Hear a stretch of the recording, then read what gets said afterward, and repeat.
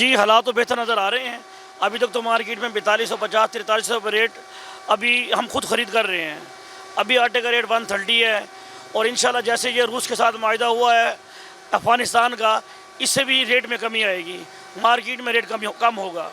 जैसे रेट कम होगा फिर आटा भी चक्कियों पर सस्ता बिकेगा। गंदम का रेट कंट्रोल होगा तो हर बंदा चाहेगा कि हम गंदम ले लें, तो इसी वजह से इतनी महंगी गंदम है जिसकी वजह से आवाम नहीं ले सक रही, कि जिसकी वजह से वो एक 2-2 किलो आटा, ये 3-3 किलो आटा लेके 130 रुपये किलो आटा लेते हैं, महंगा आटा।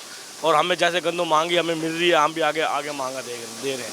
जो स्मगलिंग हो रही है उसको रोकें, उसके बाद जो भी बेहतर इकदाम हैं आप वो करें ताकि मुल्क में महंगाई कम हो और आटा वगैरह सस्ता हो जाए, ताकि जो मिडिल क्लास तबका है या छोटा तबका है उसको फ़ायदा हो इससे। गंदम में 42 रुपये रेट है, गरीब आवाम ले नहीं सकती।